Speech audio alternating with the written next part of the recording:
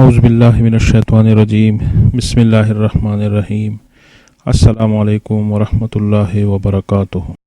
جس طریقے سے تفسیر ہم کریں گے وہ انشاءاللہ یہاں سے ہم شروع کریں گے کہ کس طرح ہوگا۔ پہلے سورہ کا دعویٰ، دوسرا اثبات سورہ، یعنی یہ اصطلاحات ہے، اس کا پتہ ہمیں چل جائے گا تو پھر بہت آسانی رہے گی کہ سورہ کا مطلب کیا ہے۔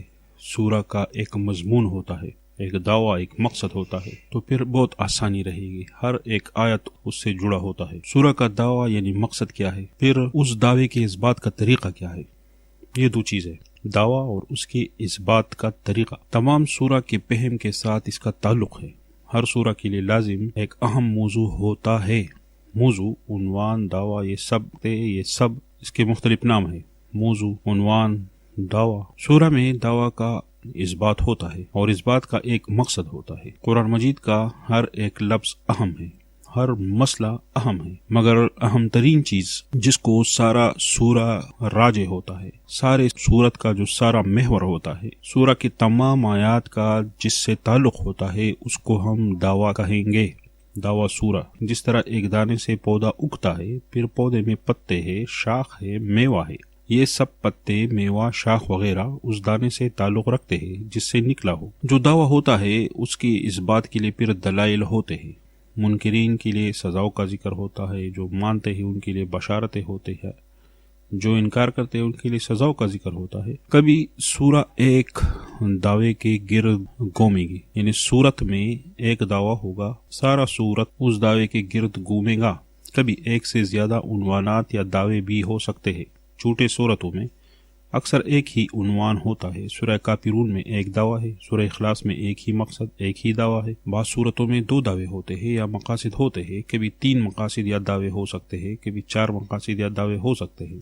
سورہ بقرہ میں 4 دعوے ہیں، 4 مقاصد ہیں، 4 مضامین وغیرہ، جس کو جو بھی نام آپ کہے وہ ہے۔ بعض صورتوں میں 3 مقاصد ہوں گے، سورہ اعراف وغیرہ میں کبھی 2 مقاصد ذکر ہوں گے۔ سورہ اعراف میں ہر دعویٰ توحید کی طرف راجع ہوگا۔ مثلا سورہ بقرہ کی جو 4 مقاصد ہے اس میں ایک توحید ہے، دوسرا رسالت ہے، جہاد ہے، اور چوتھا ہے انفاق فی سبیل اللہ۔ تو انفاق، جہاد، رسالت بھی توحید کے لیے تو ہے۔ تفسیر ہم انشاءاللہ اس طرح بھی کریں گے کہ پلا صورت میں اثبات توحید کے لیے 10 طریقوں سے توحید ثابت کیا جا رہا ہے، پلا صورت میں 5 طریقوں سے، پلا سورہ میں 2 طریقوں سے، کبھی دعویٰ کا اجمال ہوتا ہے تو کبھی تفصیل ہوتا ہے۔ جو عنوانات ثابت ہوتے ہیں یا جو دعوے ہیں یا عنوانات جو ہے وہ 26 ہے تقریباً۔ ویسے سورت تو 114 ہے، یعنی تمام سورتیں 114 کی تعداد میں ہیں، مگر زیادہ تر سورتوں میں عنوانات مکرر ہے، ریپیٹیشن ہے، بار بار آتے ہیں،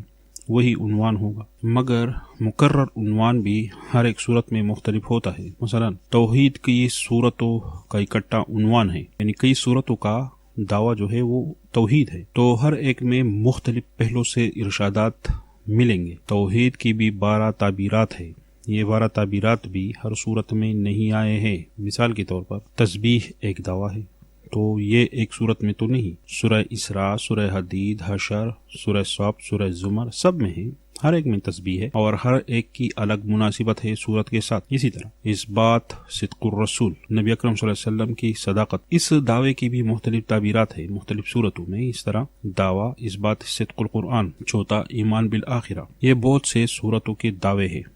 5واں جہاد فی سبیل اللہ، ہر صورت میں مختلف انداز سے آیا ہوگا۔ 6 انتظامی امور اور آداب جہاد، 7واں تبلیغ، 8واں تذکیر بایام اللہ، حادثات دنیاوی و اخروی، 9واں ہے تخفیف دنیاوی، دنیا کے عذابوں کا ذکر، 10واں ہے عذاب کے 4 طریقے، سورہ بنی اسرائیل میں آتے ہیں جو تخفیف سے ملتے ہیں کہ ان کی بندش ضروری ہے ان کاموں کی جس سے عذاب آتے ہیں۔ 11واں ہے سد الباب الفحشاء، جو بدکاری کے راستے ہیں ان کو بند کرنا، ناکارہ اخلاق مسلمانوں میں پیدا نہ ہو جائے، بدنام نہ ہو جائے۔ 12واں طریقہ ہے تسلی رسول اور مومنین کو۔ 13واں وعدہ نصرت کا۔ 14 نمبر پر تیزی تبلیغ میں اور اتباع رسول، اس میں رد بدعت بھی شامل ہے۔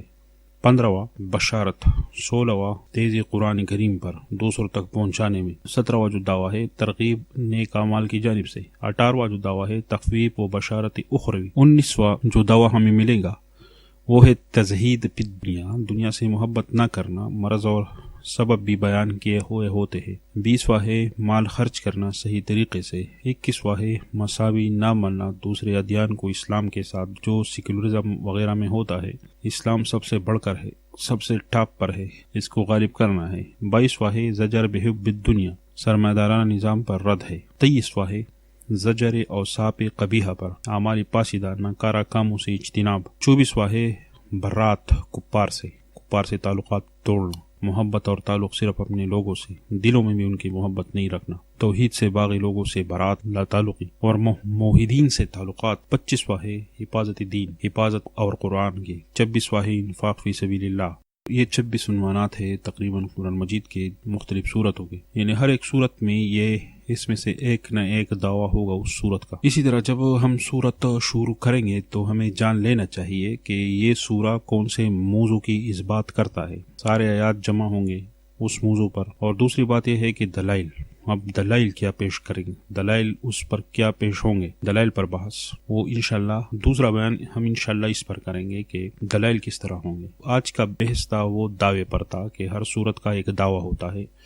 اور اس کے 26 اقسام ہیں، اور سارا صورت اس دعویٰ اس مقصد کی گرد گھومتا ہے۔ جس طرح ایک تار میں موتیاں ہوتی ہے تسبیح میں، اور اس تار سے سارے تسبیح گھومتے ہیں، ایک محور ہوتا ہے وہ تار، تو اسی طرح ہر صورت کا ایک محور ہوتا ہے، جو سارا سورہ، جو سارے آیات اس کے ہوتے ہیں، وہ اسی کی گرد گھومتے رہتے ہیں۔ تو جب ہمیں دعوے کا پتہ چل جائے گا، جب ہمیں صورت کے مقصد کا، عنوان کا، ٹاپک کا پتہ چل جائے گا، بہت آسانی ہوگی اس کو سمجھنے میں، اور ادراک ہوگا، اور بہت سے مفاہیم کھلیں گے، اور بہت ہی مزہ آئے گا۔ قرآن مجید کی جب حکمتیں ہم پر کھلیں گے تو دل باغ باغ ہو جایا کرے گا، کیونکہ دل کے ساتھ، روح کے ساتھ اس کا بہت تعلق ہے، سیٹسفیکشن کے ساتھ اس کا بہت تعلق ہے۔ دنیا میں کسی اور کتاب کو آپ پڑھیں گے تو وہ سیٹسفیکشن آپ کو نہیں ملے گا جو سیٹسفیکشن آپ کو قرآن کریم میں ملے گا۔ جب آپ پر کچھ کھلتا ہے، جب آپ کچھ سیکھتے ہو، جب آپ پر توحید کے دروازے کھلتے ہیں، جب اللہ تعالیٰ کی باتیں آپ سنتے ہو، بہت ہی مٹھاس ہے، بہت ہی۔ اللہ تعالیٰ ہم سب کو وہ نصیب فرمائے، اور قرآن مجید سے جڑنے کی طاقت اور توفیق اللہ تعالیٰ ہم سب کو دے، اور اس پر عمل کرنے کی کوشش ہم سب کو دے، آمین۔ السلام علیکم ورحمۃ اللہ وبرکاتہ۔